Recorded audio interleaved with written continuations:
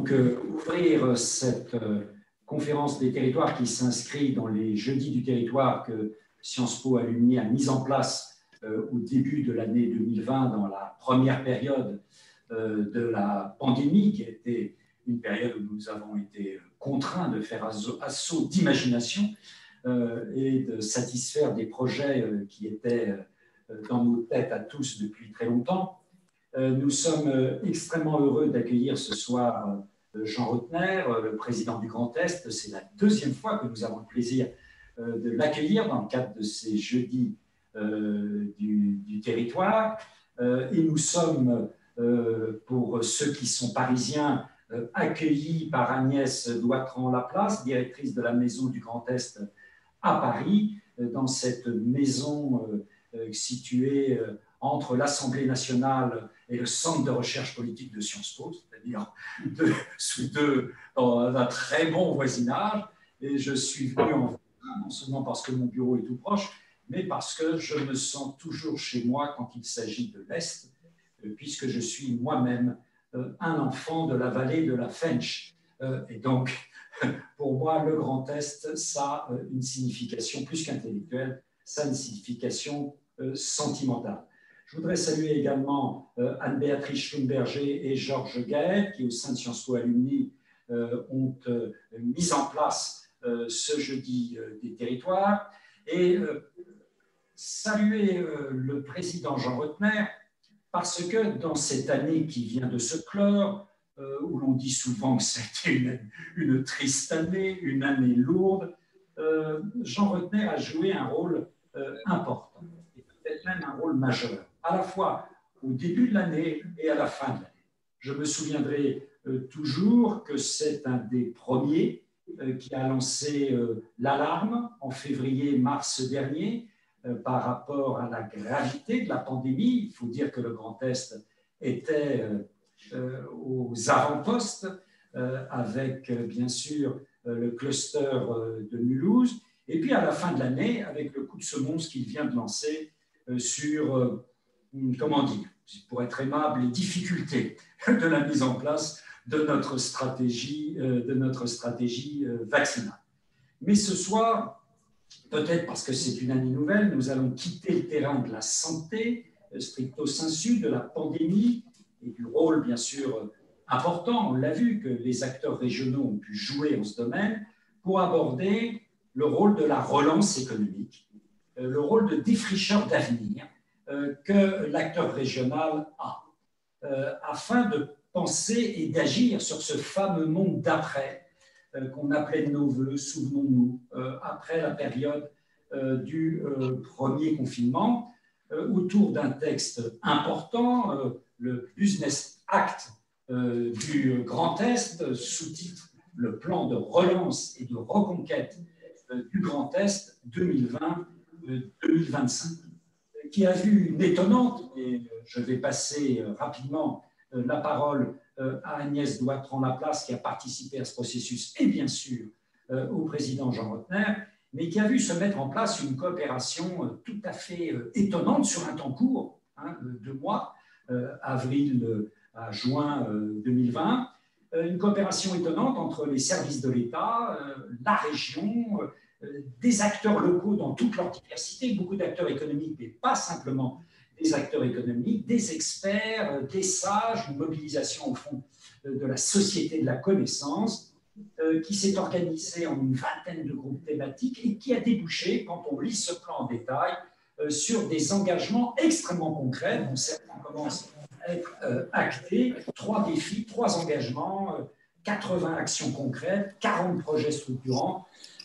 Et bien sûr, on vous attend, Président Rottner, sur la présentation, en particulier pour les Parisiens ou les habitants de l'Île-de-France, sur le contenu, un peu bien sûr, de ce projet, puisque celles et ceux qui appartiennent au Grand Est sont certainement au courant, et au courant plus que nous, mais les Parisiens et les habitants de l'Île-de-France ont besoin d'être informés. Et puis ensuite, je me permettrai de lancer le débat après votre intervention en posant des questions sur la méthode.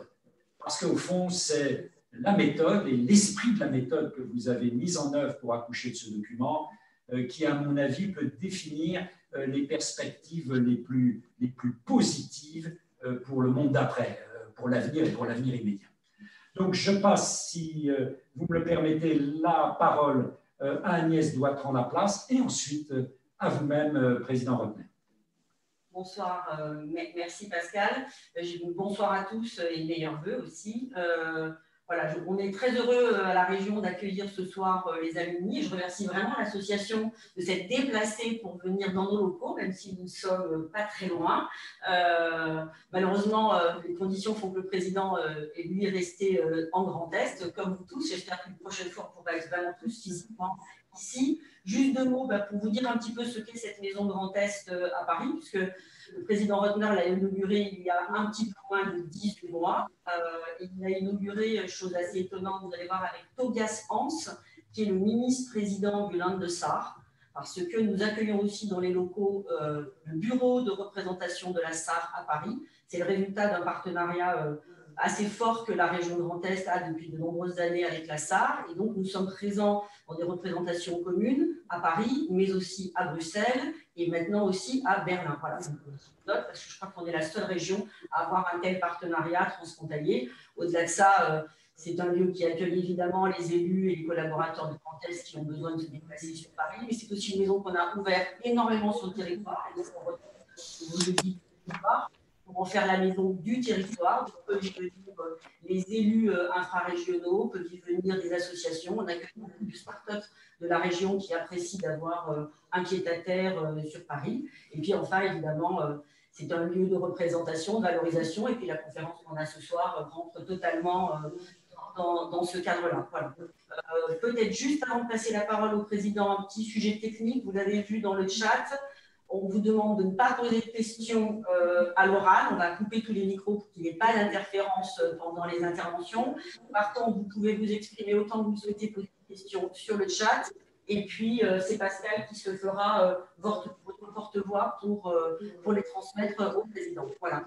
Merci à tous. Et président, vous avez la parole. Merci beaucoup et bonjour encore une fois à toutes et tous. Permettez-moi de vous souhaiter en ce début d'année naturellement tous mes voeux de bonheur, de santé et de réussite. Et Dieu sait que ce n'est pas anodin dans cette année qui débute. Je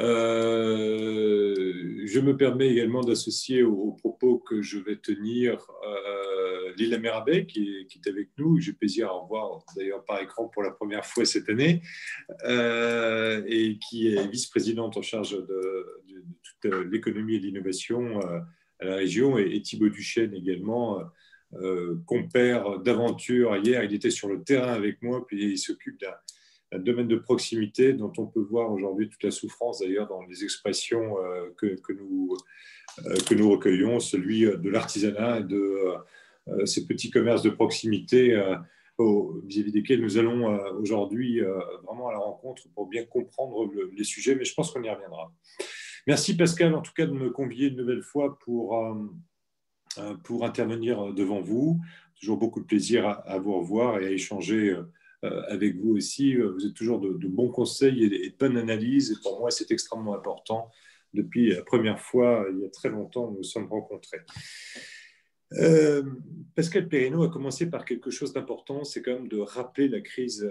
L'important, c'est le déroulé de la crise sanitaire telle que nous la connaissons et du rôle que nous avons joué et que j'ai certainement joué effectivement en termes de lanceurs d'alerte, de devoir de protection et de nécessité de rappeler que dans l'Est de la France, il y a un peu plus de 10 mois, nous vivions une situation tout à fait exceptionnelle et dramatique.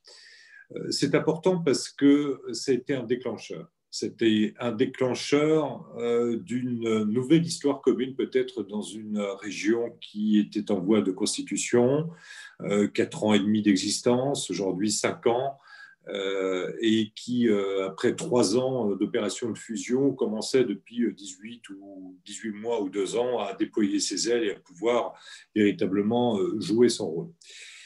Et je considère que la crise a été finalement un accélérateur de qualité, de réactivité, et nous a permis de constituer quelque chose que l'on pourrait appeler l'équipe de France du Grand Est. Là où les gens étaient encore très distants, eh bien, il y a eu un rapprochement. Là où on cherche peut-être dans ce pays à inventer toujours une nouvelle forme de décentralisation, s'inspirant en cela des États fédéraux qui nous bordent, eh bien, nous considérions, et nous avons considéré ici, que l'État avait tout avantage, étant région, à s'appuyer sur nous et nous à faire des propositions, de manière à être plus agile, plus réactif et à nous entendre dès le départ. Et je dois dire que c'est sur ce binôme région-État, État-région que nous avons fondé peut-être une nouvelle forme d'organisation, en tout cas qui reposait sur la confiance, sur la clarté, sur une présence continuelle à la fois des élus locaux que nous étions et des préfets et services déconcentrés de l'État dans le suivi, la prise en charge, l'anticipation, avec comme objectif très simple que nous n'avons pas arrêté d'égrener vis-à-vis de nos interlocuteurs. Il nous faut avoir un temps d'avance, le coup d'avance. Et à partir de là, eh bien, ce n'est pas parce que nous étions dans une situation sanitaire difficile, dramatique, que nous n'avons pas pu anticiper pendant le premier confinement une méthode peut-être un peu différente pour réfléchir à notre avenir. C'était un souhait finalement issu de réflexions très précoces de ce que nous avons appelé la task force, c'est-à-dire que toutes les semaines, autour de la préfète et de moi-même, nous avons réuni tous les acteurs économiques. C'était des réunions un peu difficiles au départ en audio, après en visio, à plus de 100 ou 150 interlocuteurs, où chacun avait la possibilité de s'exprimer. C'était 2 heures, 2 heures et demie de réunion, mais où il y avait dans ce temps un peu dramatique sanitairement, la nécessité pour les acteurs économiques de s'exprimer, d'exprimer leurs doutes, leurs attentes, leurs capacités pour nous bien de réagir et de leur apporter des réponses. Et je crois que c'était important, et cette task force, elle perdure encore, elle est peut-être moins régulière, mais elle est toujours là, et elle constitue finalement la base de cette réponse État-région vis-à-vis de l'ensemble de nos partenaires. C'est les consulaires, les filières, les banques, mais également les services déconcentrés de l'État. Et à un moment donné, on s'est posé la question, oui, mais bon, on parle là d'une situation, mais comment est-ce qu'on peut être réactif, rebondir et être plus performant en sortie de crise? Comment est-ce que finalement on profite de ce moment très particulier où on sent qu'il faut investir, où on sent qu'il faut former, où on sent qu'il faut innover pour, eh bien, à l'issue de ce moment un peu difficile, eh bien, capitaliser, ce que nous n'avions pas fait d'ailleurs lors des crises précédentes, et devenir plus performant. Et se raconter finalement un récit, une histoire commune différente. Pourquoi ? Parce que depuis l'arrivée de ces nouvelles régions, nous étions dans des schémas, le schéma régional de développement économique et d'innovation, le schéma en lien avec l'enseignement supérieur, le fameux SRADET, et de schéma en schéma, bien sûr, il y avait des partenariats, on se rencontrait, mais on s'est rendu compte, et Lila pourra en témoigner aussi, que les choix que nous avions faits, qui dataient d'il y a 3 ans, 2 ans, eh bien, face à la crise, ils ne tenaient plus forcément, et que nos politiques de droit commun, elles devaient être revisitées, revues, recalculées, et qu'avoir l'État à nos côtés qui pensait, réfléchissait, avait les mêmes mots que nous, c'était finalement un atout et pas une faiblesse. Et donc, on a convoqué tout le monde dans une réunion un peu particulière en disant, ben voilà, on a un projet, on souhaite écrire le plan de relance et de le faire avant l'État et avant l'Europe, de telle manière à ce que le nôtre puisse s'intégrer dans ce qu'on sentait venir de l'État et de l'Europe. Et puis, on s'est lancé. On s'est lancé 5 semaines, 800 interlocuteurs, je crois 70 groupes de travail. Chaque groupe de travail était présidé non pas par un élu, non pas par un membre de l'État, mais par un chef d'entreprise, et avec grosso modo une feuille de route très simple. Dites-nous quoi faire. Vous avez envie de quoi dans ce sujet, dans ce domaine? Il y avait un groupe sur le sport, un groupe sur la culture, un groupe sur l'industrie forestière. C'était très varié, très divers. Et petit à petit, on a construit cette histoire pour arriver à ce que disait Pascal, c'est 80 actions, 40 projets structurants, 12 propositions de simplification. Avec parfois certains mystères qui se révèlent. Et un chef d'entreprise, je me souviens à la fin de cette démarche, qui me dit, mais tu sais, avec ton truc là, tu m'as fait aimer la directe. Un chef d'entreprise qui tient ce discours-là, c'est pour le moins surprenant. Mais ça montre tout simplement que la directe et chef d'entreprise, qui ne s'étaient jamais causés, n'avaient jamais parlé l'un avec l'autre au-delà d'un contrôle réglementaire, d'une directive ou d'une facture, eh bien, parlaient économie, parlaient stratégie. Et donc, on a rapproché petit à petit les filières, celles et ceux qui n'avaient pas l'habitude de travailler, même à l'intérieur d'une filière, entre celui qui se situe en Champagne et celui qui se situe en Alsace, eh bien, une capacité de se parler et d'imaginer, et peut-être de recomposer le paysage économique. Et Lila pourra vous parler tout à l'heure, par exemple, de ce qu'on a fait en matière de relocalisation. La meilleure de relocalisation pour nous, c'est déjà de créer une filière qui n'existe pas dans le monde ailleurs, et donc que l'on crée chez nous, ou alors, bien dans la chaîne d'approvisionnement, de la penser en proximité plutôt que venant d'Occitanie ou venant d'Asie. Et on y est arrivé avec des exemples extrêmement précis. Et on a testé sur une dizaine d'entreprises. Et grosso modo, en quelques semaines, c'est entre 8 et 10 millions d'euros qu'on a réussi à relocaliser chez nous dans la région en termes de proximité. Une task force, cette démarche vers Business Act, le document existe, il a été validé par notre assemblée plénière, il est signé par le président de région et la préfète, qui signent le même édito, avec 12 propositions, par exemple, de simplification qui ne s'adressent pas au président de région, mais qui s'adressent à l'État en région, qui a une possibilité d'expérimentation, de différenciation à la main de la préfète et qui s'engage là-dessus. Et la possibilité d'ailleurs, et c'est ce qui se passe dans le cadre de plan de relance, de fondre à la fois les crédits régionaux de l'État et les crédits de la région dans des dynamiques qui se rassemblent pour majorer l'effet financier et pour majorer la simplicité également de l'offre économique que l'on peut avoir et la lisibilité de l'offre que l'on peut avoir. Et on va même plus loin aujourd'hui, j'y reviendrai. À côté de cela, nous avons simplement essayé d'écouter, organiser 4 masterclass avec quelques experts nationaux qui ont permis un peu d'écarter la discussion, de l'ouvrir, de ne pas simplement être enfermés sur nous-mêmes, sur l'industrie avec Pierre Vels, sur le numérique avec Fabienne Billa, sur l'économie avec Nicolas Bouzou. Bertrand Picard est venu nous parler d'environnement. On a même pris le temps, pendant 2 heures et demie, d'écouter notre conseil régional des jeunes sur leur vision de l'économie. Et loin de finalement peut-être cette vision tronquée qui est de dire que les jeunes vont parler simplement de développement durable, ils ont été extrêmement pertinents. Et là, la préfète qui traînait les pieds avant de venir à cette conférence, ben, elle ne voulait plus en partir à la fin, tellement c'était passionnant, tellement bien partager aujourd'hui la vision et la stratégie économique des jeunes, bien, nous a ouvert aussi de nouvelles perspectives et nous a permis d'inscrire parfois ou de changer un terme, de changer des perspectives, de changer des orientations. Ce temps, il s'est fait de manière complètement dématérialisée, donc c'était assez surprenant parce qu'il y avait un véritable engouement. Alors, le confinement a permis peut-être de le favoriser naturellement et les gens, bon, ça leur a permis de travailler au quotidien.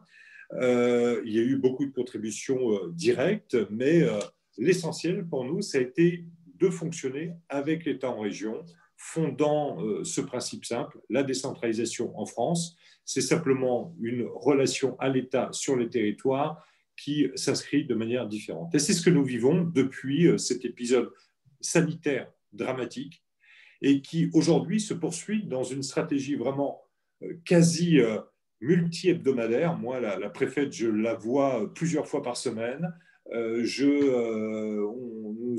entendons au téléphone plusieurs fois par semaine sur différents sujets économiques, stratégiques. On pousse les dossiers ensemble, on cofinance ensemble. Il y a un dossier qui coince par l'Adréal. Eh bien, aujourd'hui, ça va beaucoup plus vite. Il suffit de passer un coup de fil parce qu'on comprend que quand on intervient pour une entreprise, eh bien, ça rentre là aussi dans un plan que nous avons défini en commun, des objectifs qui sont là en commun et qui nous permettent donc d'être plus performants, plus réactifs. Donc, on a finalement réfléchi autour de... Ça ne refait pas le monde, mais ça le reprécise. Ça le reprécise par rapport aux politiques de droit commun qui existaient. Nous avions fixé 3 priorités, une performance et une transition industrielle qui devaient être amplifiées. Ça nous semblait normal, compte tenu de notre territoire, de notre histoire, de ce qui fait la richesse. Juste avant Noël, notre industrie était à 92% de sa production d'il y a un an. Ça montre qu'elle tient bien et qu'elle permet aujourd'hui justement à la région de continuer à être performante. la transition énergétique et numérique et écologique nous semblait normale, et la transformation numérique était là aussi quelque chose d'absolument indispensable. Pourquoi nous avons fait ça? Parce qu'il nous semblait important de restaurer le plus rapidement possible une forme de confiance par rapport aux interlocuteurs économiques. Il s'agissait aussi de redonner envie de Grand Est. Quand vous m'avez vu grogner un petit peu contre la couleur rouge persistante, contre des logos qui se fixaient sur notre région, eh bien, c'est parce que petit à petit, excusez-moi, il y en a beaucoup, je prends souvent cet exemple, certains d'entre vous courent plus vite vers l'île de Ré, la dune du Pilat ou la Drôme ou le Luberon que vers l'est de la France. On n'a pas forcément cette destination de prestige qu'ont d'autres régions de France. Dans l'inconscient collectif, on est la région industrielle, il fait froid, c'est bien le contraire. Trop de batterie. D'ailleurs que dans le Luberon.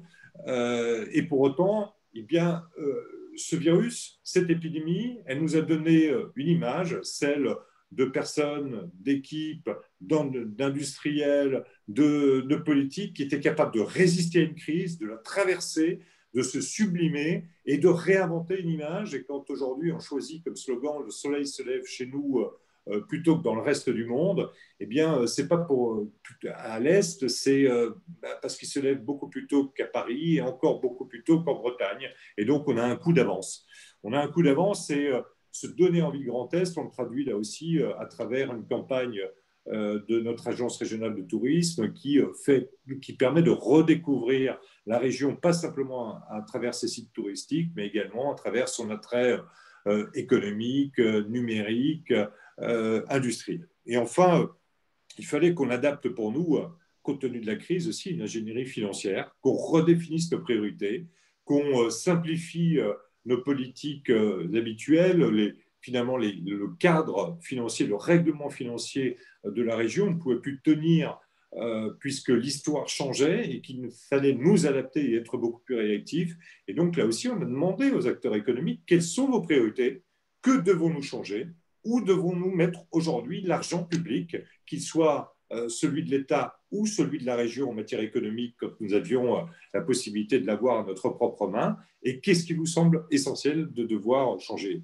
Et ça a permis là une discussion, une ouverture de nouvelles priorités qui se fixaient. Et finalement, entre le 6 mai et le 9 juillet, on a écrit cette nouvelle histoire économique de la région et on a pu définir un certain nombre d'enjeux prioritaires à l'été 2020, c'est-à-dire ce qu'il fallait réaliser tout de suite, des actions prioritaires entre l'été 2020 et la fin 2020. Et là aussi, on a avancé, il y a des choses qui se sont réalisées.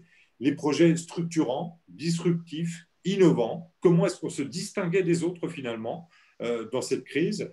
Et enfin, je l'ai dit, des projets de simplification et d'expérimentation qui s'adressaient plus à l'État et qui permettent à nos entreprises de profiter d'une dynamique nouvelle.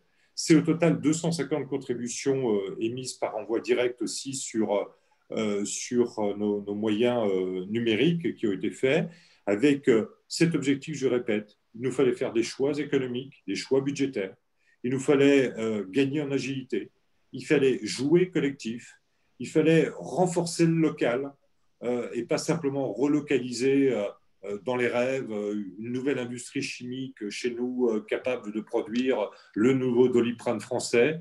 Non, il y a des choses beaucoup plus simples, beaucoup plus efficaces et beaucoup plus rémunératrices pour l'instant. Tirer parti aussi de notre position géographique. Nous sommes les marins de la Terre pour la France, nous sommes les marins de la Terre au sein du continent européen et trop peu de Français le savent. Et nous, c'est un atout. La relation avec les entreprises allemandes, avec les entreprises luxembourgeoises ou suisses qui s'implantent chez nous est extrêmement forte, profitent largement et font profiter de notre balance extérieure de manière positive. Et donc, il fallait intensifier là aussi. Et finalement, le caractère essentiel de tout cela, c'est de travailler dorénavant de manière différente, complètement transverse, État et collectivités locales, parce que j'y joins aussi les départements, les grandes intercommunalités, les communes.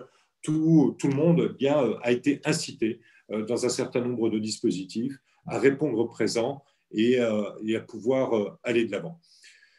Aujourd'hui, on est plutôt bien avancé. Si je fais le bilan sur les 80 actions, 72 sont en cours de mise en œuvre active, 89% des actions sont lancées, 56 actions sont inscrites dans une logique de relance dès 2020 et nous allons mobiliser plus d'1,2 milliard de budget pour le Grand Est dans tout ce domaine-là. Lila pourra vous donner là aussi on a des outils d'évaluation numérique qui nous permettent en temps réel de savoir où nous en sommes, mais il y a des actions extrêmement précises sur les défis écologiques, sur les défis numériques, sur le défi de l'industrie 5.0, sur des engagements clés, sur des projets structurants. Aujourd'hui, je dois dire que tout est lancé.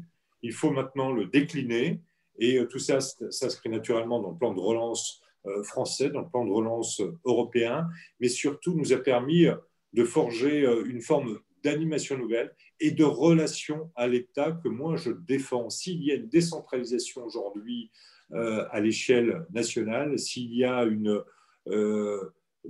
si on arrive à simplifier un petit peu l'action des uns et des autres, je crois, moi, à ce couple entre les préfets, le préfet de région, le président de la région. Je crois qu'aujourd'hui, c'est une solution qui permet de manière très directe et très simple bien d'aller parfois beaucoup plus vite.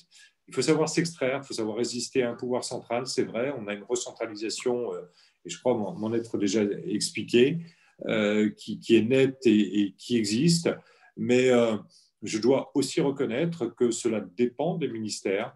Certains ministères jouent le jeu, on a de très bonnes relations avec Bercy, dans la réactivité, même si le maire et Pannier-Runacher jouent aussi leur jeu, et c'est normal, mais la réactivité sur des cas très précis, on a des réponses, on avance ensemble, on progresse, et en tout cas, moi, je peux m'en féliciter, et je crois qu'il faut qu'on arrive à continuer comme ça. En tout cas, on a écrit en quelques semaines une nouvelle page de notre histoire commune à l'échelle de notre territoire, une volonté d'aller de l'avant, de travailler de manière profitable. Ça n'a pas été simple de la part de l'État non plus, parce que chaque préfet veut aussi briller, veut aussi pousser dans son propre département, mais parfois il y a des formes d'incohérence, et dans le plan de relance, on en voit certaines, mais on est arrivé là aussi à avoir une forme de coordination régionale. C'est vrai que quand deux préfets avec juste une frontière administrative eh bien, sont en train de lancer le même projet séparé de 10 km l'un de l'autre sans se parler, les gens ne le comprennent pas. C'est de l'argent public gaspillé et il faut être là plus stratégique. Et le rôle des élus locaux que nous sommes et cette vision d'assembleur régional qui nous incombe aujourd'hui eh bien, permet d'avoir un dialogue différent avec les acteurs de l'État. Chacun dans son rôle, chacun à sa place, mais avec une forme de confiance qui s'est établie aujourd'hui grâce à cette méthode de travail. Et en tout cas, moi, je m'en félicite. Et si je peux la présenter ce soir, c'est parce que c'est un vrai travail d'équipe. Lila l'a animé, Thibaut y a participé. On a des acteurs. Un des groupes était dirigé par un secrétaire d'État allemand. Voilà, ça a été très divers, très riche. Et surtout extrêmement productif. Merci beaucoup de cette présentation passionnante qui montre qu'enfin, en vous écoutant, cher Jean, ça montre deux choses. Ça montre d'abord qu'aujourd'hui, les descentes verticales de projets, de vérités toutes faites, qui seraient soi-disant porteurs d'un intérêt général, tout ça, ça appartient au monde du passé. Et que l'avenir des projets économiques et sociaux de ce type n'ont de pertinence que dans le cadre d'une co-construction horizontale. Une co-construction horizontale entre différents acteurs de la société politique, du monde administratif et de la société dite civile. D'autre part, il y a la question très importante d'une nouvelle relation à l'État. Est-ce qu'au fond, l'avenir de la décentralisation, plutôt qu'un Xème projet, une Xème étape, ça n'est pas l'invention dans les territoires, peut-être de manière différenciée, de nouveaux types de relations à l'État. Mais il faut encore qu'il y ait des acteurs qui arrivent à jouer le jeu. Alors, pour lancer le débat, je voudrais vous poser deux questions sur la méthode. On voit bien le côté extrêmement novateur de la méthode que vous nous avez exposé.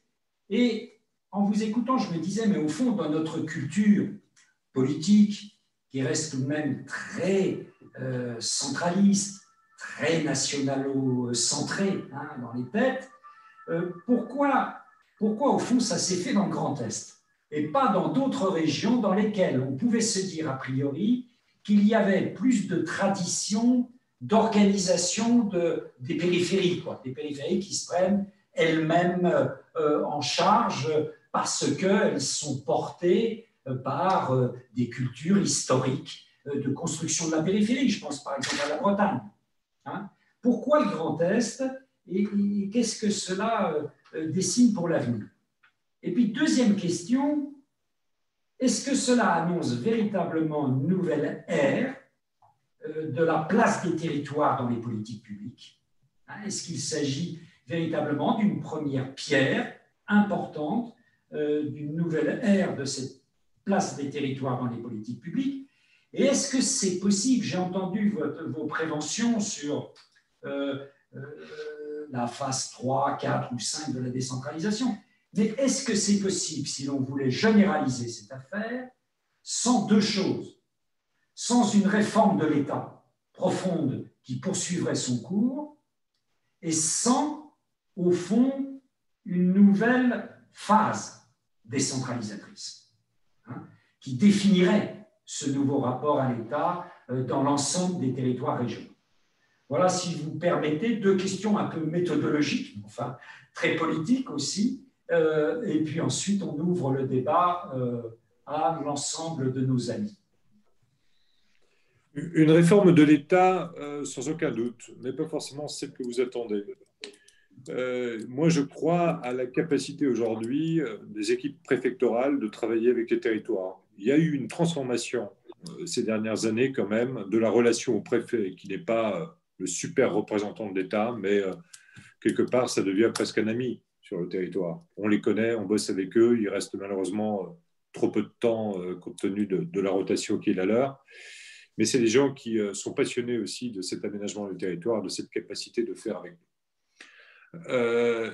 Mais, excusez-moi de l'expression, j'espère que je ne choquerai personne, les pauvres, ils sont à poil.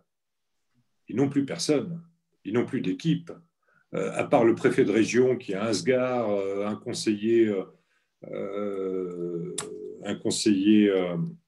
diplomatique en ce qui concerne par exemple le préfet de région chez nous, c'est devenu sur les territoires, les équipes des services de l'État déconcentrés, c'est devenu vraiment une portion congrue. Et ça devient très compliqué pour certains préfets de bosser dans des conditions correctes, quoi. Moi, je plaide pour renforcer à minima les équipes préfectorales et que tout n'aille pas en centrale, mais que sur les territoires, bien, les préfets puissent être un peu mieux équipés, mieux outillés, et leurs équipes en région également. Et je pense que la première réforme de l'État, c'est peut-être de dégrossir l'État central pour le remettre en périphérie avec des compétences et cette collaboration qui se fait aujourd'hui entre les collectivités et l'État en région. Je pense que là, il y a une vraie question. Et plutôt que d'avoir un centralisme hypertrophié, d'avoir peut-être un État qui collabore de manière différente, avec des compétences différentes, parce qu'il y a autour et dans les services ou dans les agences déconcentrées, enfin, on travaille très bien avec eux au quotidien, et le rapport, en tout cas chez nous, comme dans d'autres régions, je le sais, est particulièrement bon. Donc ça, c'est une première question. Pourquoi le Grand Est? Parce qu'on est les meilleurs, parce que le soleil se lève chez nous, avant les autres. Non, mais c'est peut-être parce qu'on a été vraiment touché par cette crise et par cette crise sanitaire. Je pense qu'il y a eu une prise de conscience, et en même temps parce que nous sommes cette région qui n'a que 5 ans d'âge et politiquement, nous en avons tous profité de nous dire, OK, serrons-nous les coudes, et il y a peut-être une occasion politique là exceptionnelle d'un point de vue économique d'aller plus loin. Je regarde Lila, de dépasser peut-être ce qui était convenu par les textes réglementaires, les fameux schémas, pour rebondir et se dire, l'Est de la France doit se transformer, doit se sublimer, doit montrer que finalement on a gagné. Et c'est un message qui a accroché, c'est un message qui a plu dès le départ, et qui a permis effectivement de nouvelles rencontres, de nouvelles dynamiques, de se relancer sur un certain nombre de choses. Et on le voit là aussi dans aujourd'hui le développement de certaines entreprises qui s'implantent chez nous, qui se développent, mais qui font 40 km pour venir s'implanter dans une usine qui a déposé le bilan, qui a eu un PSE dans le cadre de cette crise. Enfin, il y a comme ça des réseaux qu'on n'aurait jamais imaginé qui se sont mis en place. Et c'est peut-être quand même, on va dire, le côté émotionnel, sensitif de cette crise qui a permis d'aller peut-être plus vite et de faire ce que les autres n'ont pas fait. Je l'interprète comme ça, mais c'est peut-être aussi parce qu'on avait préparé le terrain et parce que les gens aujourd'hui sont fiers de ce qu'ils ont fait et sont conscients que la transformation de l'image de l'Est de la France, ils en sont responsables et donc ils prennent leur destin en main. Tant mieux, c'est très bien, c'est très bon, moi ça me va comme programme et donc on intensifie ça. Je crois en tout cas que, et dans mon dernier coup de gueule, qui ne m'a pas valu que des amis, mais j'ai réagi avec mes tripes et mon cœur, parce que ce que nous avons vécu ici, encore une fois, quand je vois les mêmes déterminants d'un État central, le même discours, les mêmes erreurs petit à petit se produire, en disant on a tout prévu, et malheureusement ça ne se passe pas comme tout était prévu. Et ça fait 2 mois qu'on le dit, et ça fait 2 mois qu'on dit maintenant c'est comme ça, le dogme c'est comme ça, on n'en change pas. Eh bien oui, ça, moi j'élèverai la voix dorénavant par rapport à un État qui est dans l'incapacité finalement de se transformer, d'écouter, d'entendre. Quand il s'appuie sur ces territoires, il n'en sort que grandi. Quand il ne le fait pas, il en sort affaibli. Regardez la crise aujourd'hui et la nécessité de rattraper le retard, de changer de dogme et de montrer que finalement on maîtrise quand même toute la situation. C'est dommage, c'est du temps perdu, c'est de l'énergie perdue. Je pense qu'en matière économique, en tout cas, on peut aller plus loin, on peut encore développer aujourd'hui. C'est vrai, nous, on a des idées de déconcentration, on a des idées d'expérimentation, mais le moment n'est peut-être pas choisi parce qu'on ne peut pas tout faire, on ne peut pas passer à une nouvelle étape de la décentralisation en pleine crise, je le conçois. Mais par contre, on peut gagner en agilité sur un certain nombre de fonctionnements. Et une crise, c'est toujours un moment où le changement de paradigme est possible. On a fait du shortcut pendant de nombreuses semaines, de nombreux mois, jusqu'à ce que ça s'arrête, parce qu'on a repris nous-mêmes nos mauvaises habitudes ou alors de trop bonnes habitudes pour être conforme à tous aux manières de travailler que nous avions précédemment. C'est un peu dommage. L'état d'urgence nous a permis aussi de faire des choses qu'on ne pouvait pas faire en temps réel ou nous a permis de les faire de manière plus rapide. Et c'est là où on a gagné, c'est là où effectivement on a été beaucoup plus performant, c'est là où on a résisté, c'est là où on a réussi à inventer des systèmes un fonds résistance de 44 millions d'euros qu'on a monté en moins de 3 jours avec toutes les intercommunalités, tous les départements, la caisse des dépôts. Vous vous rendez compte, 44 millions d'euros, la Banque des territoires a mis 48 heures pour le décider. Juste inconcevable en temps normal. On a créé une société d'économie mixte médicale qui n'existe, c'est la seule en France qui existe, pour être en capacité éventuellement de venir passer des commandes de manière simplifiée par rapport à une collectivité ou à un organisme d'État. Enfin, on s'est mis à inventer des trucs et on a eu, un accompagnement et d'un certain nombre de partenaires, de structures privées ou publiques. Et on a dit, banco, c'est la bonne solution, on y va, on verra ce que ça donne. Et si on se plante, on se plante. C'est-à-dire que la peur de l'échec, le risque par rapport à l'état sanitaire, eh bien, il était certes toujours calculé, mais il a permis de faire des choses. Et malheureusement, aujourd'hui, on est rattrapé par la force de l'habitude. Donc, il ne faut pas se reposer. Au contraire, il faut relancer la machine de manière continue. Merci. Alors, je vais m'efforcer de faire une première synthèse des différentes questions qui ont été posées. Il y a des questions pointues, il y a des questions plus larges. Je vais peut-être commencer par les secondes. Il y a d'abord des questions relatives, au fond, aux méthodes d'intelligence collective qui ont été mises en œuvre dans le cadre de ce projet. Et puis des questions nombreuses sur la place de l'associatif dans les acteurs tels qu'ils ont été mobilisés, avec l'idée que derrière toute une partie du secteur associatif, bien sûr, il y a aussi ceux qui sont dans tous nos territoires particulièrement victimes des fractures sociales les plus défavorisées et des fractures territoriales. Je pense en particulier au rural profond ou au rural en profonde difficulté. Ça, il y a toute une série de questions là-dessus.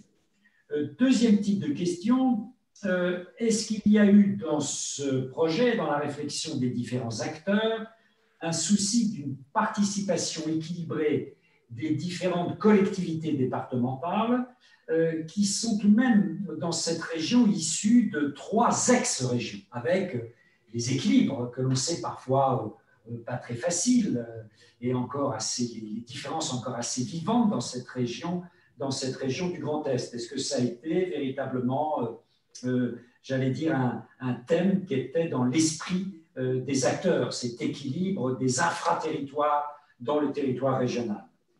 Troisième type de questions, les questions relatives à l'interrégionalité et à l'harmonisation, en particulier dans le secteur de la santé, des politiques de santé et de gestion des données de santé entre les différentes régions, et en particulier les régions proches du Grand Est, mais aussi les régions, je pense au Luxembourg, à la Suisse et à la Sarre et à l'Allemagne. Est-ce qu'il y a une dimension propre dans ce Business Act relative à cette réflexion autour de l'interrégionalité? Et puis, dernier type de questions, des questions plus pointues.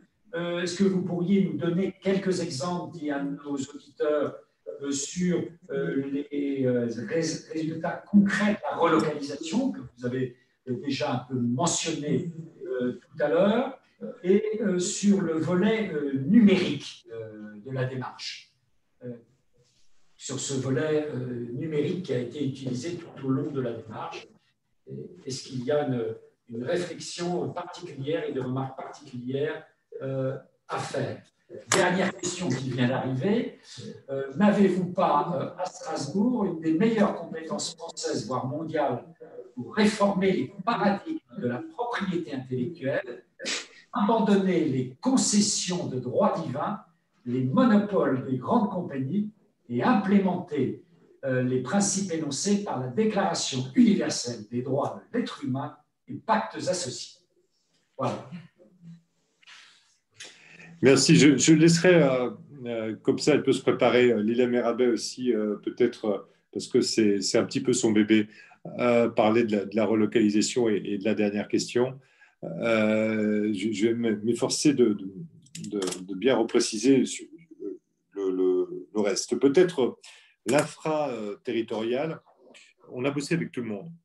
Toutes celles et tous ceux qui souhaitaient le faire étaient les bienvenus.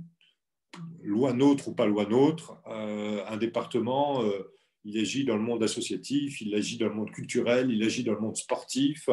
Donc tout le monde était convié à la table des négociations, enfin pas des négociations, de la réflexion. Certains sont venus, d'autres ne sont pas venus. Peu importe, on n'avait pas de temps à perdre, donc on a progressé. On a progressé et c'était nécessaire de le faire, mais au moment précis où on monte un fonds de 44 millions d'euros, les 10 départements ont répondu présent. Les près de 160 intercommunalités ont toutes signé. ça montre là aussi que le moment était aigu, que tout le monde comprenait la nécessité d'y aller. Et pour nous, c'était de mettre un dispositif qui venait combler finalement, c'était de l'avance remboursable de dernier recours, on venait combler les trous dans la raquette des dispositifs de l'État. C'est ce on s'est toujours efforcé de faire aussi. Que fait l'État et comment nous, on peut venir compléter tout cela ou l'amplifier. C'était toujours notre raisonnement et avoir le coup d'avance de telle manière à donner un signe, là aussi, d'impulsion, de réactivité aux acteurs économiques. On ne vous oublie pas. On est à vos côtés. Et voilà, tiens, ça c'est pour toi. Tu as fait ça, ok. Est-ce que tu as fait ça? Oui. Là, tu y as droit, là, tu n'y as pas droit, tu n'y as pas droit. On est encore en train d'y réfléchir. Aujourd'hui, la situation de la restauration, du monde culturel, du monde sportif nous incitera probablement à devoir encore trouver des dispositifs.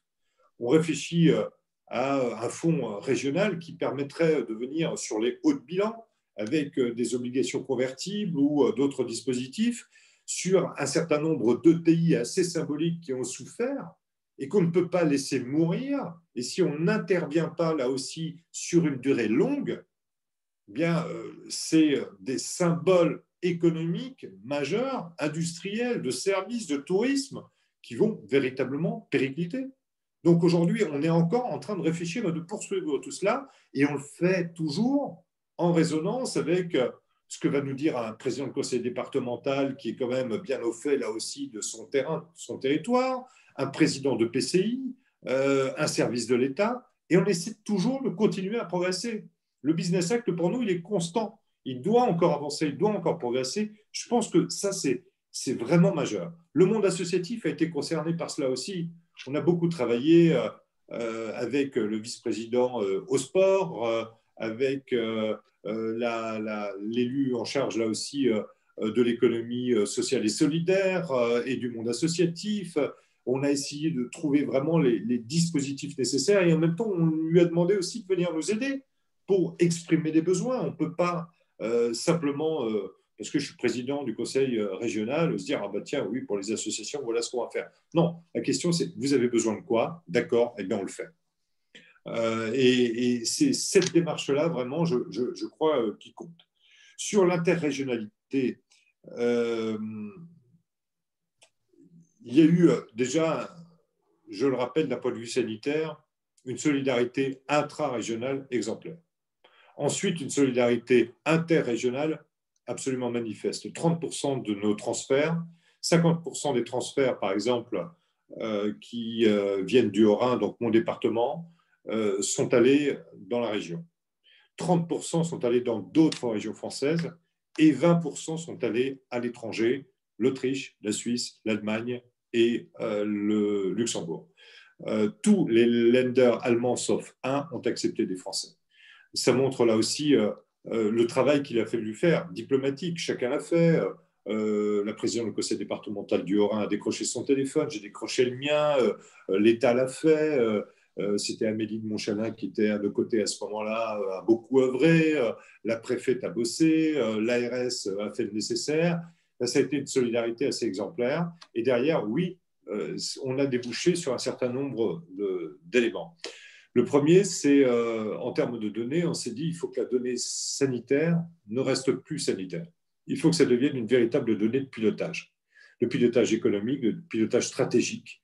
Mais il ne faut plus qu'elle reste sanitaire. Et donc, on s'est mis à inventer avec l'IHU, non pas de Marseille, mais de Strasbourg, et Benoît Galix qui y œuvre, une sorte de cockpit. C'était l'idée de départ. Vraiment, c'était une discussion au coin d'une table en disant ce serait bien qu'on ait un machin qui nous dise dans 3 semaines ça va se passer comment, ou dans un mois s'il y a un regroupement là à un endroit, qu'est-ce que ça va provoquer et comment va se développer l'épidémie. Et puis on s'est mis à prendre des contacts et on l'a développé avec Dassault Systèmes, avec Capgemini, avec la DGA. On n'a pas délocalisé, on a fait du français. Et pourquoi on a fait du français? Parce que là on se situe en termes d'entreprise, dans un contexte franco-allemand qui est le projet de cloud européen souverain autour du projet Gaia-X, entre les grandes entreprises françaises et les grandes entreprises allemandes qui travaillent ensemble pour effectivement aller vers ce système-là. Et on s'est dit ce serait malin bien que notre collectivité soit la première collectivité française et même allemande à venir être un partenaire complètement actif de ce consortium franco-allemand industriel. Et ça a l'air plutôt de fonctionner. Et en fait, on arrive là, on est au mois de juin, grosso modo, dans cette idée. L'intelligence artificielle se met à mouliner et on est en France. L'accès des données. Et donc, j'ai passé mon mois de juin, de juillet, d'août à appeler la conseillère santé du Premier ministre pour obtenir les données santé anonymisées. Tout était organisé sur les territoires, on avait toutes les structures pour faire. Et enfin, on a eu ça. Et résultat, aujourd'hui, on voit à l'iris près, c'est-à-dire dans un quartier dans une ville, sur une commune dans la Haute-Marne, quel est le statut exact de l'épidémie. On sait aujourd'hui, quand je vous parle, comment à Falières, à côté d'Épernay, eh bien, quel est le statut épidémiologique de cette commune de 5000 habitants. Donc, c'était extrêmement intéressant et en plus, on peut simuler en disant, ben voilà, là, le schéma choisi par le gouvernement, c'est cela. Attention, si on a une recrudescence pour une raison ou une autre, dans une situation un peu complexe, eh bien, qu'est-ce que ça va provoquer? Eh bien, cela, on a une donnée continuelle que l'on peut analyser et qui devient stratégique. C'est-à-dire que, eh bien, on la met à travers, pour l'instant, nos intermédiaires, et l'outil est encore trop neuf pour vraiment le publier, parce que la machine doit encore apprendre et digérer les données. Mais l'objectif, c'est de mettre ces résultats-là au service du monde économique, stratégique, à ceux qui décident pour bien anticiper et être le plus réactif possible par rapport à une épidémie. C'est né et c'est le fruit, là, d'une réflexion à l'intérieur de notre région, avec de grands acteurs économiques nationaux, et qui intéresse aujourd'hui le Luxembourg, qui intéresse le Bade-Wurtemberg, et on va rentrer en négociation avec eux. D'autres régions françaises vont se doter de cet outil qui est extrêmement intéressant. Ça nous permet aussi d'intensifier en matière de santé d'autres projets, comme le projet Clinova, qui est un projet autour de l'intelligence artificielle, qui est mené aujourd'hui par le Luxembourg, mais à partir d'une forte base strasbourgeoise, rémoise et nancéenne, en lien aussi avec le Bade-Wurtemberg, et qui est finalement la déclinaison de l'intelligence artificielle et de la santé et des données autour principalement des maladies inflammatoires. Avec cet objectif pour nous qui est de dire, eh bien, nous sommes, je vous disais, nous sommes les marins de la Terre, mais ça veut dire que depuis Dunkerque jusqu'à Bâle, finalement, on peut avoir des correspondances avec d'autres régions, avec d'autres stratégies d'intelligence artificielle. L'objectif pour nous est de bâtir cette vallée de l'intelligence artificielle européenne qui, autour de projets de santé, autour des projets de bioéconomie, autour de l'industrie 5.0, bien fait de nous justement cette vallée qui fait rêver, qui permet l'implantation de nouvelles industries qui comprennent parfaitement bien la démarche. Et en tout cas, ça marche plutôt bien. Ce n'est pas simple tous les jours parce qu'on a des cultures, on a des concurrences. Il faut qu'on aille de l'avant. Mais en tout cas, ça correspond là aussi. Ça accélère finalement. On va se dire, la crise, ça nous permet de prendre 5 ans d'avance très rapidement sur des projets. C'est vraiment un accélérateur extrêmement puissant de projets qu'on avait un peu dans les cartons. Et là, en les ressortant, en les mettant au goût du jour, en les adaptant à la situation, eh bien, on arrive à être plus performant. Et l'exemple, par exemple, c'est, je vous propose de passer la parole à Lina Merabet, c'est ce projet de relocalisation qui nous hantait depuis quelques mois avant la crise. Et on a profité de cette occasion pour la mettre en place. Et je reviendrai après, si vous me le permettez, sur l'implication des citoyens aussi. Lila. Oui, bonsoir à toutes et tous. Merci, Président. Sur l'aspect très spécifique, effectivement, de la relocalisation, nous nous sommes vraiment beaucoup mobilisés pour essayer de faire en sorte que le concept soit plus précis, puisqu'il s'agit en réalité d'une démarche de ressourcing. Alors, bien sûr, nous nous battons très fort pour les investissements directs étrangers. L'année dernière encore, nous avons eu des scores très intéressants, puisque nous sommes, depuis que notre équipe est en place sous la présidence de Jean Rotner, nous sommes toujours dans le top 3 des régions d'accueil des investissements directs étrangers. Vous avez forcément lu notamment l'arrivée de Huawei, mais également de Dräger, et c'est très intéressant de continuer à avoir des entreprises allemandes qui, en réalité, lorsqu'elles choisissent, en l'occurrence là, de s'installer en Alsace, font 150 km, mais elles choisissent de faire ces 150 km pour venir sur le territoire tricolore français, et elles choisissent notre région Grand Est. On en est assez heureux.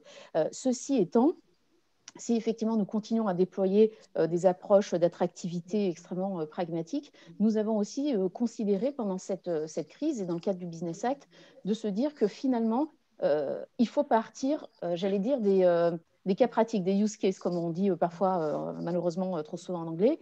Et en fait, de cela, on s'est dit, il y a eu des ruptures d'approvisionnement, d'une part. On a eu aussi des problématiques de mise à disposition et de prêt de personnel. Et finalement, parce que, à un moment, vous avez des agences de Deveco, parce que, voilà, on sillonne beaucoup les territoires et qu'on connaît vraiment bien les entreprises, on a pu faire des mises en relation parfois pour sauver la production d'une entreprise parce qu'il lui manquait une pièce de rechange et autres. Et là, on s'est dit, en fait, le vrai sujet, c'est que plutôt que d'avoir des fournisseurs et une supply chain qui passent toujours par des consultations qui amènent les dirigeants à choisir des entreprises à travers le monde, et nous sommes une région ouverte sur le monde et on continue à le revendiquer, peut-être que nous aurions une opportunité que de faire en sorte que la sous-traitance puisse se faire aussi en territoire. Donc, partant des quelques exemples un peu, j'allais dire, hyper pragmatiques de pompiers que nous avons eu pendant cette période, on a proposé à une dizaine d'entreprises d'essayer de faire un pilote, et donc avec nous, et d'essayer de faire en fait un screening et un inventaire de leur stratégie d'achat. Donc, on a pris évidemment des experts dans le domaine, et puis on s'est rendu compte, alors on a pris des PME et on a pris des ETI. Donc, on a essayé de prendre assez large dans tous les domaines d'activité et évidemment géographiquement sur l'ensemble du périmètre de la région Grand Est. Et là, on s'est rendu compte d'abord que, en réalité, les stratégies d'achat sont assez mal connues par les dirigeants, parce que vous avez des gens qui achètent pour vos services support administratifs, vous avez des gens qui vont acheter de la logistique, puis des gens qui vont acheter la matière de votre production, ou alors tout ce qui va relever de la maintenance quand vous êtes une unité industrielle. Donc, premier élément, c'était de dire, essayons de faire la photographie et de voir un peu, d'avoir un lieu qui concentre toutes les infos sur les stratégies d'achat. Premier élément. Deuxième élément, de faire une sorte d'audit et de dire, finalement, vos sous-traitants, vos fournisseurs, ont-ils des vulnérabilités ? Vulnérabilité quand vous avez un fournisseur ou un sous-traitant qui est monomarché. Quand vous avez un sous-traitant qui fait que de l'automobile, avec la crise que l'on a aujourd'hui, il est dans le mur et il y a de grandes chances quand même, ou des risques, j'allais dire, de défaillance.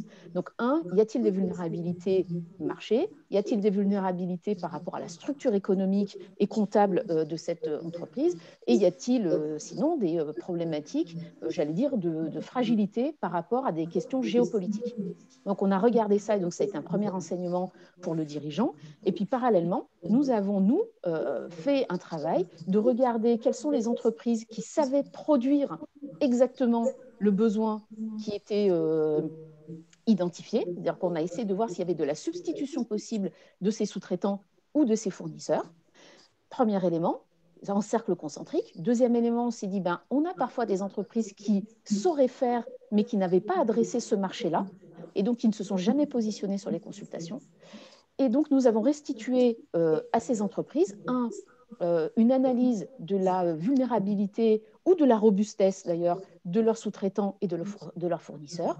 Et nous leur avons proposé, j'allais dire, une cartographie de substitution possible et qualitative sur, pareil, géographiquement, des cercles concentriques. Qu'est-ce que nous avons en région Grand Est? Qu'est-ce que nous avons à l'échelle nationale? Parce que ce que l'on ne gagne pas chez nous, on sera très content que nos collègues des régions voisines puissent en bénéficier. Et puis, si ce n'est pas là, est-ce qu'on a quelque chose en proximité en Europe? Et aujourd'hui, les entreprises, en fait, engagent la démarche et ont commencé, en fait, à rapatrier des stratégies d'achat ou rapatrier des achats dans leur stratégie de relocalisation. Donc, les 10 premiers sont engagés. Et puis, nous avons désormais travaillé avec le Club des ETI, avec un certain nombre de structures intermédiaires pour rentrer. Et on voudrait faire, en gros, jusque l'année prochaine, une centaine d'entreprises à faire cette démarche de ressourcing, comme on l'appelle, j'allais dire plus proprement en territoire. C'est extrêmement intéressant. Il y a une vraie volonté des entreprises de procéder de la sorte. Et puis, bien évidemment, parce que nous avons une forte région industrielle, je vous rappelle, nous sommes la deuxième région industrielle de France, après Île-de-France, en nombre d'établissements, je ne fais pas le lien sur le chiffre d'affaires ou sur les équivalents de personnel, mais sur la densité. Et donc, on a engagé également un travail pour faire en sorte que les éventuels sous-traitants et fournisseurs puissent gagner en gap de compétitivité. Et donc, notre programme Industrie du futur que nous avons engagé depuis le début du mandat, on l'a accéléré et on essaye de le positionner encore plus prioritairement sur celles et ceux qui pourraient demain être ces sous-traitants, non pas de substitution, mais ces sous-traitants de compétitivité pour les entreprises. Et Président, si tu m'y autorises, je rajoute un point sur ton propos général, c'est que ce que ne vous a pas dit notre président, parce que c'est un président qui nous challenge beaucoup, vous l'aurez vu dans ses différentes prises de position, il nous avait dit OK pour le Business Act, mais je veux un truc pragmatique. Et la manière que l'on a trouvé pour faire quelque chose d'aussi opérationnel, c'était que l'ensemble des groupes de travail, comme le groupe Contact qui était plus stratégique, devait répondre à 3 questions. La première était de dire si vous attendiez quelque chose, une opération, une politique publique avant la fin de l'année, quelle serait-elle? Si vous souhaitiez une mise en œuvre avant le printemps prochain, quelle serait-elle? Et puis enfin, effectivement, si vous attendiez une mesure de simplification, laquelle serait-elle? Raison pour laquelle notre président vous a fortement challengé, raison pour laquelle ce Business Act est à ce point-là opérationnel. Il ne vous l'a pas dit, mais c'est un mode de management très intéressant et qui permet d'aboutir à un résultat qui est celui que vous connaissez. Merci. Vous souhaitez que je réponde à la question sur la propriété intellectuelle ou tout à l'heure? Oui, vas-y. OK. Alors, sur la propriété intellectuelle, vous avez raison, nous avons des champions dans le coin. Alors, je ne parle pas, évidemment, je pense qu'il y avait une petite référence à l'INPI tout à l'heure, mais nous avons également l'I2EPI et le CEPI sur le territoire, qui sont des instituts internationaux. Et effectivement, ce que l'on a souhaité faire, et nous avons inspiré du coup un changement législatif sur cette question, qui est de dire, nous, ce que l'on souhaite désormais, c'est de travailler autour d'un consortium de toutes les compétences sur la propriété intellectuelle. Et ça nous a permis du coup de faire en sorte que ces structures associatives, parce que l'I2EPI et le CEPI sont des structures associatives, puissent en fait accéder à toutes les entreprises. Et donc, il y a désormais, nous avons un peu imposé la création d'un consortium des compétences, intégrant également l'INPI, parce qu'en fait, il faut embarquer ces genres de partenaires aussi pour les faire évoluer peut-être dans leur pratique. Mais voilà, il y avait des situations un peu monopolistiques. Maintenant, tout le monde est challengé, donc tout le monde évolue, plutôt positivement d'ailleurs. Et donc, il y a une offre de service en région Grand Est qui est vraiment dédiée et qui a transcendé, j'allais dire, la coloration de la carte de visite. Donc nous, on s'est dit, on a besoin de travailler sur quelque chose, voilà l'offre que l'on veut, débrouillez-vous 3 acteurs pour nous dire qui intervient sur quoi, mais on veut gommer, j'allais dire, vraiment l'appartenance corporate aux uns et aux autres. Et désormais, ce que l'on a fait, c'est qu'il y a une offre de la région pour accompagner toutes les stratégies de pays. Et ce sont les entreprises, finalement, qui choisissent les offres, puisque jusqu'à présent, la demande, c'était de dire payez-nous. Les organismes disaient payez-nous, puis on ira faire. Et nous, on leur dit non, soyez meilleurs, allez vous vendre aux entreprises. Si vous arrivez à les convaincre, on aidera l'entreprise pour qu'elle achète votre prestat. Voilà un peu comment ça a tourné. C'est un premier pas, il y a encore beaucoup à faire. Mais bon, voilà, c'est un vrai grand premier pas en tout cas. Merci.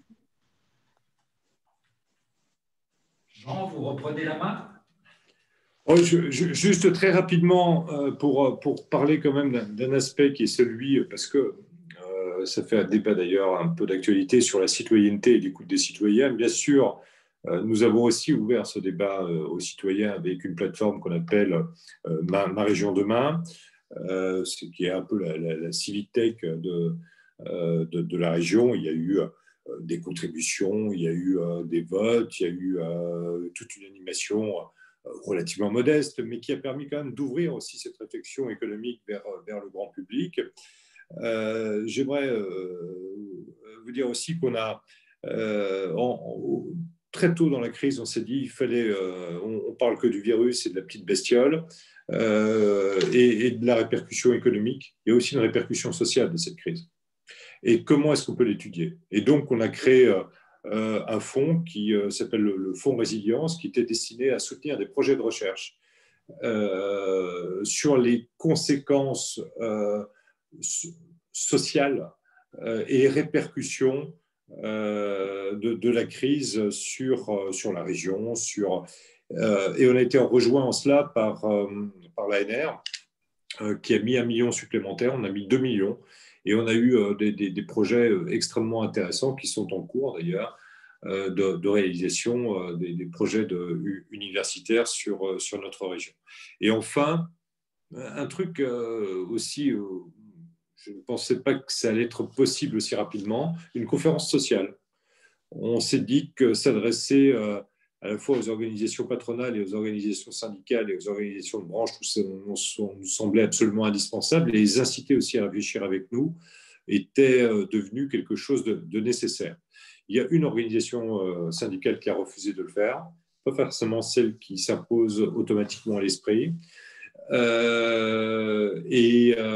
L'objectif, ce n'était pas de discuter là aussi des 35 heures, de la retraite ou des conditions de travailler à la SNCF. L'objet, ce n'est pas ça. C'est de dire comment est-ce qu'à partir de ce qu'on a bâti dans le Business Act, eh bien, il peut y avoir une réflexion et un dialogue social peut-être un petit peu différent qui s'établit à travers l'interlocuteur politique que nous sommes, entre les uns et les autres. Je vous donne des exemples. La souplesse au travail. Est-ce que sur certains projets, dans certains secteurs, les 35 heures, c'est une règle complètement figée, ou est-ce qu'ensemble, on peut parfois penser avoir une forme d'agilité, on fait plus d'heures, on fait moins d'heures? Quelle est la justice sociale aussi? Quand on parle d'industrie 5.0, c'est l'industrie 4.0, plus la préservation de la planète, plus le bien-être au travail. Et dans le bien-être au travail, c'est aussi parfois la redistribution capitalistique, les dividendes d'une entreprise, l'effort de l'employé, la capacité aussi d'être gratifié de cette manière-là. Ben moi, je souhaitais la mettre non pas dans l'agenda social, mais dans l'agenda de l'urgence sociale, de reconsidérer peut-être la région Grand Est comme une terre d'expérimentation, de bien-être du futur et de lien au travail de manière différente. Et là, on poursuit. Et c'est vrai que ça me fait plaisir quand le MEDEF et la CGT réfléchissent ensemble et co-animent ensemble et prennent la responsabilité de la manière dont nous devons prévoir l'avenir des jeunes dans notre région et la place que nous devons leur faire à l'embauche, dans la formation continue. Je trouve ça assez intéressant et assez passionnant. Et en tout cas, ça amène là aussi à de nouveau bâtir cette équipe de France dont je parlais tout à l'heure, de notre région, et avec parfois des rencontres complètement inattendues. Et c'est une nouvelle fois passionnant. Alors, peut-être une dernière question relative au fond. On voit bien que ce processus qui a été mis en branle dans la région Grand Est au mois d'avril est un processus vertueux. Un processus vertueux qui, à l'occasion, a saisi, au fond, l'occasion d'une crise majeure pour la positiver, comme on dit dans le discours de la grande distribution. Et on voit comment ce type d'initiative est capable de mettre en branle toute une société. Cependant, il y a certainement dans ce type de processus des zones que vous sentez comme étant ou bien oubliées, ou bien des zones très difficiles à mobiliser dans ce type de processus collectif. Quelles sont, selon vous, les zones oubliées ou au moins les zones très difficiles à mobiliser et qui ne savent pas, au fond, ou ne peuvent pas, je ne sais pas très bien quoi dire, bénéficier de ce processus vertueux qui s'est mis en branle. Ça, c'est une question à la Périno, ça. Je ne sais pas si je peux répondre directement, mais ça revient à une de vos questions précédentes, Pascal, c'est jusqu'où on peut aller et quelle est notre possibilité d'agir par nous-mêmes et de créer quelque chose de nouveau. Donc, ça revient quand même à la décentralisation, à la capacité aujourd'hui que pourrait avoir un territoire de 5,5 millions d'habitants, mais d'aller plus loin finalement dans sa détermination et dans sa capacité de faire. Et aujourd'hui, ces freins dans la bonne répartition finalement des compétences, moi je suis prêt à en perdre d'autres si je gagne en cohérence. Je suis prêt à perdre certaines compétences si je gagne en compétences sur d'autres. Ça, ce sont des freins, ce sont des vrais freins. Et c'est quand même cette simplification administrative, c'est quand même la norme, c'est quand même parfois une Europe trop compliquée. Oui, là, on a besoin de bosser ensemble, quoi. Et on ne sent pas cette envie. Et pour moi, les difficultés, elles sont vraiment là. J'aime faire de la politique. La politique, ça peut être des rixes, ça peut être, mais c'est pas toujours dans une vision purement électorale ou électoraliste que l'on fait les choses. Et parfois en France, on est dans l'incapacité de se dire clairement, quand il y a un problème, on va essayer de le résoudre. Mais je te dis clairement d'abord quel est le problème et tu prends pas mal parce que simplement il existe. Pour moi, les difficultés, les zones d'ombre, elles sont là encore. C'est de gagner en souplesse, en agilité, en transparence, en capacité de faire. Et surtout en normes qui nous freinent vraiment et avec des lobbies aujourd'hui, des fragilités qui sont là, des lobbies qui sont là. Et quand même, il faut qu'on se méfie de véritables colères qui sont quand même bien présentes. La crise ne calme pas les colères. La démarche que nous avons faite ne répond pas encore aux attentes de toutes et tous. Ce n'est pas miraculeux. Mais ça a permis en tout cas de collaborer de manière différente. Mais les zones d'ombre sont là, c'est les oubliés de la République, c'est les territoires qui se sentent méprisés, c'est de changer de paradigme aussi pour moi, et c'est extrêmement important, et Lila pourrait le confirmer comme Thibaut. C'est aujourd'hui une collectivité comme la région, elle ne doit pas attendre qu'on vienne vers elle, c'est à elle d'aller vers les autres. Bien, on pourrait vraiment terminer par ça. Hein. Ne pas attendre, c'est tellement valable pour un ensemble d'institutions que les gens viennent vers ces institutions qui sont tout de même ont vocation à nous représenter, mais plutôt d'aller vers eux. Hein. D'aller vers eux et en particulier vers les plus taiseux d'entre eux. Hein. Mais souvent, ce silence n'est que le reflet de profonde souffrance et de profonde colère. Mais voilà, en ce début d'année, alors que nous avions tous tout de même une conception et un regard assez triste sur cette année 2020, la région Grand Est nous redonne de l'espoir parce qu'elle montre voilà, que l'émotion d'une crise, hein, les situations d'urgence peuvent être des accélérateurs, hein, peuvent être bonnes conseillères, peuvent mettre en mouvement une société, peuvent faire passer à l'acte des projets qui n'arrivaient pas à décoller depuis des années, peuvent être des forces d'innovation. Hein, et ça, c'est tout de même, je trouve, dans un paysage où très souvent les commentaires et les regards sont très mornes, c'est un point extrêmement positif. La crise est une force d'innovation.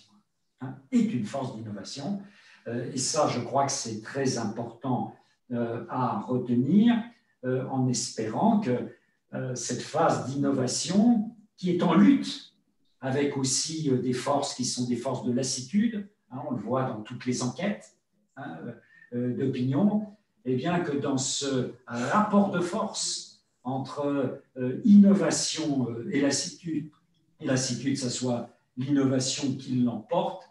Et merci à vous, Jean Rottner, merci à toutes celles et ceux qui vous entourent, de nous avoir fait toucher du doigt ces forces d'innovation sur ce territoire du Grand Est, et de voir que derrière les mots, il y a beaucoup de réalités qui sont en train de se mettre en place et qui nous redonnent des raisons tout à fait objectives d'espérer. Hein, espérer et d'imaginer ce que peut être ce monde d'après. Parce que moi, je suis frappé qu'après la première période de confinement, où il y avait, même s'il y avait un côté peut-être un peu utopique, mais il y avait cette volonté d'inventer le monde d'après, lors du deuxième confinement, ça retombe. Hein. Et là, on voit que sur le territoire du Grand Est, ça ne retombe pas. On passe à l'acte. Hein. Après avoir imaginé ce que pourrait être ce Grand Est d'après, on passe à l'acte. Et merci mille fois pour nous avoir fait sentir ce passage à l'acte. C'est plus que de la résilience. Hein. Parce qu'à partir de la résilience, on invente le Grand Est de demain. Donc, merci mille fois à vous tous et à vous toutes. J'espère avoir traduit de la manière la plus correcte, même si j'ai dû oublier telle ou telle réponse. On me rajoute là une toute petite question. Qui sont les contacts opérationnels sur le Business Act? Est-ce qu'on vous pouvez… On va vous mettre tout ça, Benjamin Legrand. J'ai vu, va vous mettre tout ça. Vous pouvez consulter sur les sites. Tout est indiqué dans la documentation et les sites adéquats. Je ne vous ai pas parlé là aussi des sites que l'on a créés, des relais, il y a toute une démarche là aussi thématique sur les appels d'offres publics. Voilà, tout figure en tout cas sur le site spécial, mais Benjamin va vous mettre tout cela sur le chat et vous pourrez y avoir accès sans aucun problème. Et on relaiera ça de toute façon, nous, sur notre site Sciences Po Alumni pour notre tribu à nous. Voilà. Merci beaucoup en tout cas. Merci. À bientôt, merci à tous et belle route 2021. Merci bien. Au revoir. Au revoir. 20h20, c'est bien parce que